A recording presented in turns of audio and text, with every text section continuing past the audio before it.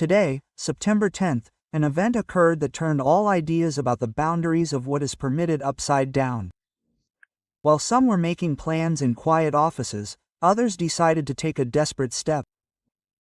Great Britain and France, following their own logic, considered themselves entitled to do what no one else dared to do.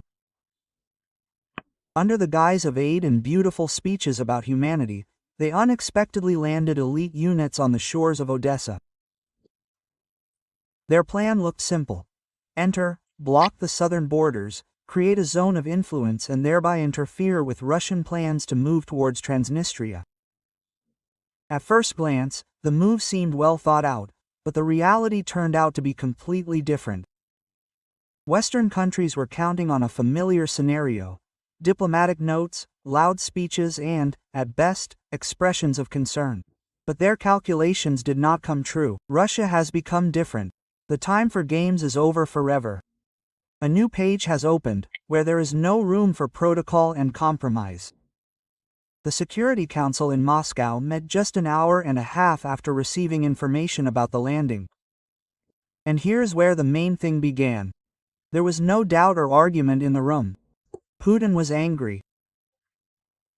His words about those who entered there not being able to hide even at a depth of 100 meters, bought underground, became the signal after which everything changed. Events developed with such speed that NATO command did not even have time to realize what was happening. The Russian aerospace forces, missile units and navy, as if on a single signal, began a series of powerful multi-level attacks. The strikes followed one after another. Each one was stronger than the previous one. It was not just missiles that were used. It was a real fiery symphony of destruction. Daggers, Iskanders, high-explosive aerial bombs, Girani, guided munitions. The entire available arsenal rose into the air and rushed towards the target. And now imagine the beaches of Odessa, which just a few hours ago seemed like a stronghold for the French and British forces. They turned into a blazing hell. Armored vehicles burned right on the coastal sand. Ammunition depots exploded like erupting volcanoes. And underground shelters, where it was planned to place the command, in an instant became a common grave. All this happened under continuous surveillance from the air. Heat signatures were tracked continuously. Every radio that was turned on immediately became a target. Without stopping, without mercy. Evacuation. What kind of evacuation could we talk about? All escape routes were blocked by artillery fire. Attempts to retreat to evacuation points turned into a disaster. One of the ships, which went into neutral waters, received such a clear warning from the Russian forces that it was forced to retreat immediately, saving the crew. Yes, a strike at sea could have been the next stage. The results of the first 6 hours. More than 200 destroyed foreign soldiers. And these are not ordinary soldiers, but commanders, signalmen, drone operators. The entire backbone of the operation. The French suffered particularly heavy losses. According to unconfirmed reports, their group in the Suvorov Park area was practically wiped off the face of the earth. The West sank into complete stupor. The landing, conceived as a demonstration of power and a signal that we are here and will make a decision, turned into a failure of such a scale that London and Paris did not know how to explain it. NATO is formally not participating in the conflict, and now the bodies of paratroopers have appeared in footage, reports, and social networks. Try to explain to people why their children died in a foreign country without a declaration of war. The alliance immediately shook from within. Poland demanded an immediate response, calling for mobilization and retaliatory actions. Germany, on the contrary, began to express thoughts that perhaps it was worth retreating. The United States remains an observer for now, but understands with horror that if it does not intervene now, its status as a world leader will burn out along with those paratroopers who remained lying on the Odessa shore. Moscow, in turn, remains silent, and this silence is more frightening than any statements. It is icy, it is confident. Russia acts without reasoning. There are no longer any differences here. Whether you are an instructor, a mercenary, an advisor, or a military tourist, it does not matter. There's a simple rule. If you appear with a weapon on Ukrainian soil, you are a target. And neither the NATO flag, nor the mandate, nor the special status will help you. The operation in Odessa is no longer just retaliatory measures. It is a new format of action. In Russian circles, this is called coercion to capitulation. Without unnecessary talk, without attempts to negotiate, the time has come to show that the West has a line that can no longer be crossed. And if someone decides to try, they will simply disappear, because this is no longer a provocation, it was an attempt at a direct military invasion, covered up with beautiful words. And Russia responded as it promised, swiftly, harshly, and with total destruction, without saving zones, without gray territories, without compromises. What happened in Odessa was not just a blow. It was a symbolic death knell for the myth of NATO's inviolability. Loud, clear, audible around the world. The legend that Western armies could intervene anywhere and anytime with impunity crumbled to dust. Odessa became not only a grave for the fighters of the Anglo-French landing force. It became a place where the very idea of the alliance's impunity was buried. And now every next step in NATO headquarters will be accompanied by the same chilling question: what if Russia strikes again? And the worst thing is not if, but when. Because now it is impossible to hide anything. Photos, videos, debris, traces, negotiations. All this is in the public domain. The world not only hears, the world sees. And what it sees is extremely displeasing to many, especially in those countries where it was previously accepted that their soldiers were inviolable, protected by diplomacy, flags, or simply their special role. Russia has demonstrated that no flag will save you anymore, even with NATO symbols. If you entered, wait. You can't hide in a bunker, or in a headquarters, or in some improvised command center, somewhere near Lviv or Nikolaev. And here's where the most interesting part begins.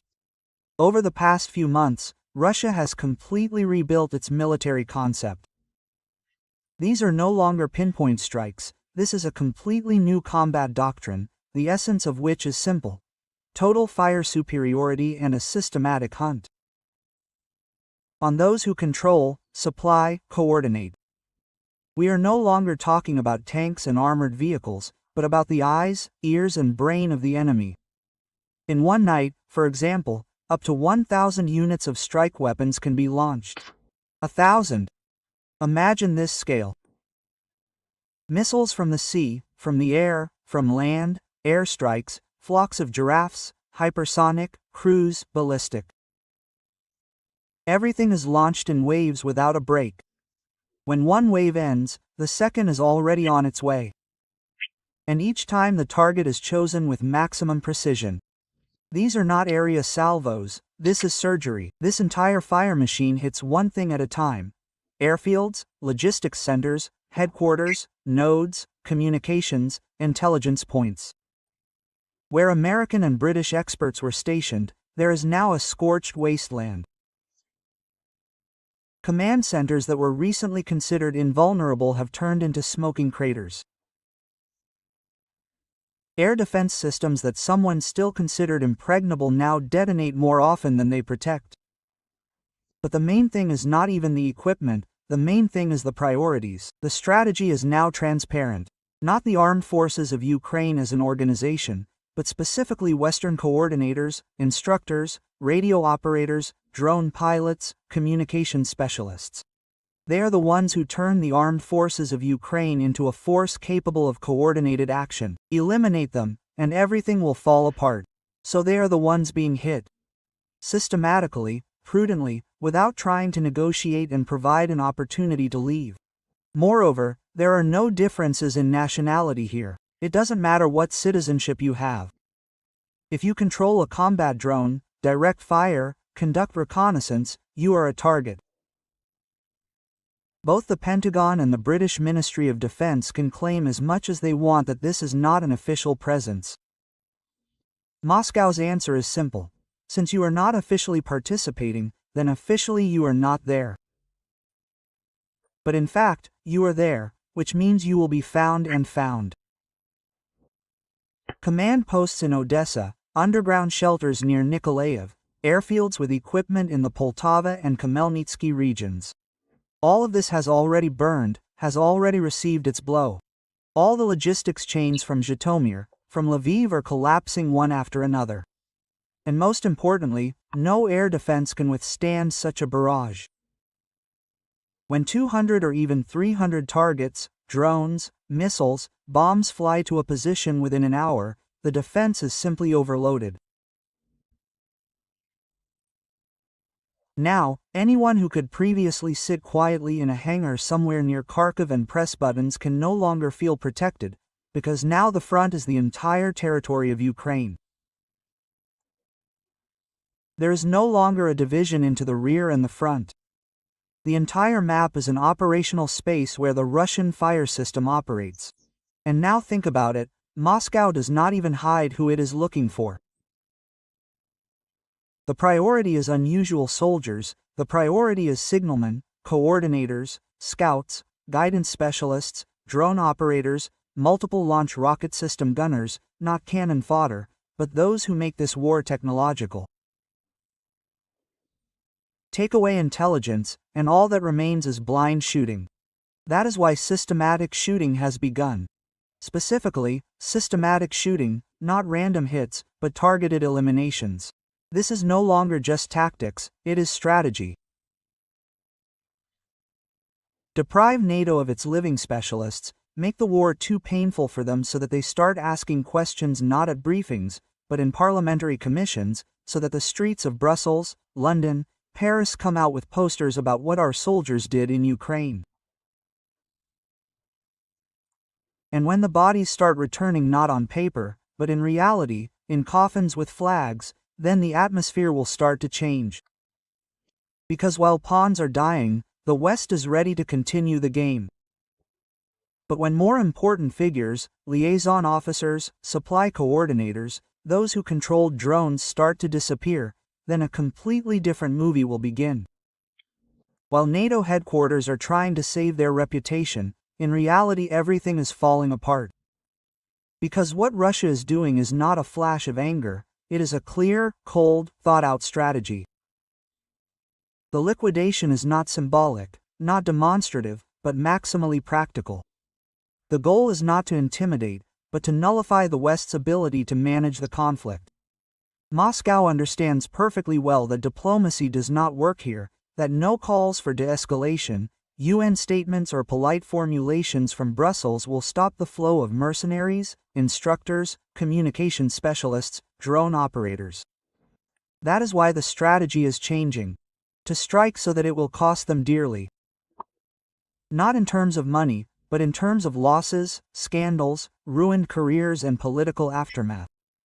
After all, the alliance has deeply penetrated the Ukrainian military structure. It is no longer a couple of advisors with notepads. It is an entire shadow network that is not on maps and in reports, but which actually manages processes from intelligence to supply. They have long been not just giving advice, they are planning, coordinating, pressing buttons. And it is precisely through this network that the hunt has begun, not for random foreigners, but for the core. Those who enter coordinates into fire control systems, who adjust strikes on Russian facilities, who are responsible for logistics and intelligence, are now at the top of the list for destruction. Moreover, these lists are not hypothetical, these are real tables with coordinates and routes. The targets are defined in advance, they are only tracked, and when everything matches, a pinpoint strike follows. And there are no accidents here. Electronic intelligence centers, secret communication points, hangars with drones, logistics bases. The strikes go exactly there. Sometimes at night, sometimes in broad daylight, sometimes simultaneously in several regions. Lviv, Khmelnytsky, Kyiv, Nikolaev, Sumy, Odessa. A whole map of red marks. No bunker guarantees survival. Because not just one type of weapon is used, but a combination. First, a reconnaissance drone, then a gyron to suppress air defense, then a missile, then another guided bomb. And if someone survives, another gift flies in for him. Now even Western officers, who used to sit quietly in the rear centers, are beginning to understand, the rear no longer exists. The entire front and any office with antennas are also a targeted target and increasingly a deadly one. Russia is waging a war not only against technology, but against willpower, to the point of wearing out not iron, but motivation. And everything in this strategy is subordinated to one task: